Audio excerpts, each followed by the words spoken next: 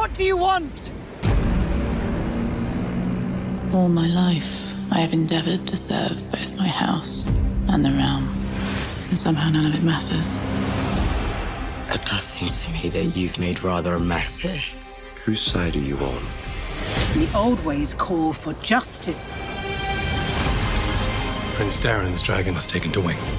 The Hightower host will be unstoppable. House Targaryen is the blood of the dragon. If any may lay claim to it, what are we then? Thousands will die. With these dragons, peace will be restored.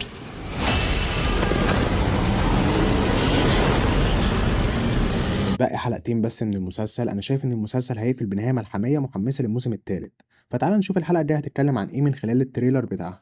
على عكس فيديوهات تحليل الحلقات فتحذير بالحرق في الفيديو ده، لاننا فعليا هنتكلم عن حلقه لسه ما اتعرضتش وهحرق احداث في القصه بشكل عام، فلو مش حابب يتحرق عليك حاجه من احداث المسلسل الجايه ما تكملش الفيديو. واضح ان رينيرا قدرت توصل لسي سموك والراكب الجديد بتاعه اللي الناس شافته بيطير بيه وراحت وراه بتنينتها سايرتس.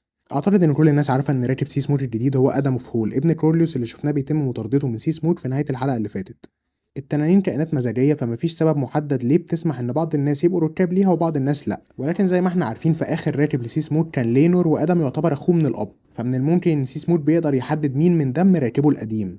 بنشوف رينيرا بتقول انه راكب تنين يخص عائله التارجيريانز، وده ممكن نعتبره تهديد لانه بيوضح ان سي سموك ملكيه خاصه ليهم حتى لو بدون راكب، وادم يعتبر معتدي. رينيرا عايزه تطمن ان ادم مش هينضم للخضر، فبتساله ايه مطالبه. انا شك ان ادم هينضم للخضر بشكل عام يعني بسبب ان اخوه وابوه راحوا للحرب في البحر لصالح السود، ولكن ده مش معناه انه ما يستفادش من منصبه الجديد. في مشهده مع الين، ادم قال انه بيحاول يتقرب لكروليوس عشان يترقى من شغلانه البحار دي، او يمكن يقرب كمان لمولك دريفت مارك بعد ما كروليوس يموت. فلو في حاجه ادم عايزها فواضح انها يا اما منصب مهم يا اما فلوس، ولكنه يقدر يتجرأ كمان ويطلب ان كروليوس يعترف بيه هو والين انهم اولاده. أليسنت في مكان غير كينجز لاندنج، انا اعتقد انها بتحلم، ما كله بقى بيحلم في المسلسل ده بقى بعد ما هي وهيلينا الحلقه اللي فاتت هجم عليهم من العامه، فما اعتقدش انهم هيسيبوها تخرج من كينجز لاندنج تاني. بس هل ده حلم ولا اتسممت ولا بتهلوس مثلا من مخدر اخدته عشان الجرح اللي في ايدها؟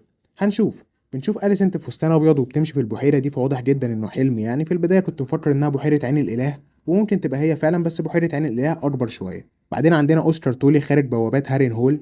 من كام حلقه شفنا ديمون بيقابل اوسكار اللي كان ما يقدرش يعمل حاجه وقتها لان جده كان لسه عايش، بس بعد ما جروفر تولي خرج من المشهد فواضح ان اوسكار هيقدر يعمل هدنه بين البراكنز والبلاك وودز، وكل ده لمصلحه ديمون، لان بعدها هنشوف ديمون بيبص على جيشه خارج اسوار هارين هول، وبعدين بنشوف تاج رينيرا قصاد ديمون، فده غالبا حلم تاني. انا مش عارف هي الفوره من كام بصراحه، ديمون محتاج يحلم كام حلم عشان يبقى كفايه كده، بس احنا عارفين ان ديمون طول عمره كان نفسه يبقى ملك فبيحلم بالتاج كتير. سايمون سترونج واخد ديمون واوسكار للجنينه بتاعه القلعه، ده نفس المكان اللي أليس قالت لديمون عليه انت هتموت هنا، واحنا عارفين من الروايه ان لا خلاص، كنت اول حاجه تعتبر حرق الحدث مهم قوي يعني ففاكس. واضح ان في لوردات كتير مهمين من الريفرلاندز جم هارين هول. بعدها اوسكار بيقول لديمون انه عمل فوضى كبيره في المنطقه مع جرائم حرب كمان، فواضح ان اوسكار هيلم الدنيا شويه اللي ديمون بعطرها يعني. ربما تتساءل ليه عاملين الكلام ده كله في الخارج مش جوه القلعه، فعادات وتقاليد ويستروس بيعملوا احداث مهمه زي كده فيها تجمعات او قسم في اي مكان فيه شجره الهه، عشان بيكونوا مؤمنين ان الالهه بتشاهدهم من العيون اللي في الشجر. فبنشوف عائلات الريفرلاندز مجتمعين على الولاء للرينيرا، وبنشوف ليدي مانستر بتطلب العداله. المانسترز واحده من العائلات اللي تحت حكم التولز بينضموا لصف رينيرا، واللورد بتاعهم جورا بيموت في معركه ذا كينجز رود وهو بيحارب في صف بوروس باراثيون اللي شفناه بينضم للخضر بعد ما ايموند وافق انه يتجوز واحده من بناته. في المجلس الاخضر وزير القانون جاسبر وايلد بيقرا رساله بتقول ان اخو ايموند الصغير ديرون اللي جت سيرته في الحلقه اللي فاتت اخد تنينه في جوله. احنا لحد دلوقتي ما شفناش ديرون في المسلسل ولا شفنا التنين بتاعه تساريون. في الحلقه اللي فاتت عرفنا ان عائله البيسبري هتهجم على عائله الهايتاورز، انا نسيت اقول المعلومه دي في تحليل الحلقه السادسه، بس في الروايه ديرون بياخد تنين وتساريون وبيروح في صف الهايتاورز عشان يخليهم يكسبوا المعركه. ايموند هنا واخد الحصان بتاعه وطالع بره الريد كيب، وفي ناس بتجري في الخلفيه، فمن الممكن يكون في تنين في السماء وايموند رايح للدراجون بيت عشان ياخد فيجار ويحمي المدينه، او كريستين او ديرون واقعين في مشكله فرايح لهم. في نهايه التريلر بنشوف لقطه لايموند على ظهر فيجار فعلا. بعدين بتشوف رينيرا جنبها ميساريا ولورين ماربراند. جيس هنا بيسال سؤال مهم فعلا، وهو لو اي حد يقدر يركب تنين فايه المميز في الدم التارجيريان؟ ده يعتبر سؤال وجودي في عالم المسلسل، لان التارجيريانز بقالهم مئات السنين مصدقين انهم خارقين لان دمهم بيسمح لهم انهم يركبوا تنانين، ولكن لو الكلام ده مش صح فده بيطرح اسئله كتير فعلا، بما ان ادم قدر يروض سي سموك. بعدها عندنا بعض الناس ذو الشعر الابيض بيركبوا مراكب، لو الموضوع انتشر ان محتاجين ركاب تنانين في دراجون ستون فالناس هتيجي من كل انحاء ويستروس عشان تقدر تحصل على تنين. مش قادر احدد بالظبط مين التنانين اللي مع جيس هنا، بس اعتقد انهم سايركس وسي سموك بعد مناقشه رينيرا وادم. هنا عندنا ناس كتير بتوصل دراجون ستون، انا اعتقد انهم يا اما ناس عايزين يقدموا في تنسيق انهم ياخدوا تنين، يا اما لوردات جايين يدوا ولائهم لرينيرا بما انها ابتدت تجمع جيش بشكل حقيقي. في بدايه الموسم خالص في اعلان السود للمسلسل بنشوف في مجلس رينيرا ادم وأولف وهيو اللي كلهم قدروا يحصلوا على تنانين.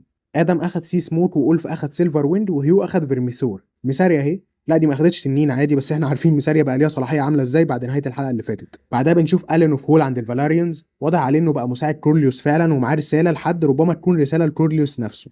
رينيرا بتتكلم بصوت عالي، فواضح انها بتكلم مجموعه من الناس وبتقول ان مع التنانين دي السلام هينتشر في المملكه تاني، ووراها فيرميثور واحد من التنانين الغير مروضه في دراجون ستون، فواضح انها واقفه قدام مجموعه من الناس اللي عايزين يروضوه. من كام اسبوع نزلت الصوره دي لناس شعرهم ابيض واقفين قصاد فيرميثور في الخلفيه، ورينيرا بتجري قبل ما فيرميثور يولع فيهم كلهم، فواضح ان الصوره دي من نفس المشهد. في الروايه اخر راتب لفيرميثور كان جيهيريس وبعده هيو ذا هامر. احنا شفنا هيو خلال المسلسل وهو بيعاني مع عم كيندز لاندن وبنته مريضه، فهو شخص بائس جدا، فهيعمل كل اللي في ايده عشان ينتهز فرصه انه يروح دراجون ستون ويروض فيرميثور. احنا اخر مره شفنا فيرميثور كان لما ديمون بيغني له في نهايه الموسم الاول. بعدين شفنا اليندا ماشي في شوارع كيندز لاندن وحواليها حرس المدينه بيدوروا على حاجه، فواضح انها بتحاول تخرج بره المدينه. بعدين اللقطه دي مهمه جدا، بنشوف واحد من حرس المدينه بيشيل صوره مرسوم عليها تنين اسود وتحته خط احمر، وده شعار رينيرا يعتبر بس مرسوم، فواضح ان المعارضه في كينجز لاندن شغالين زي الفل.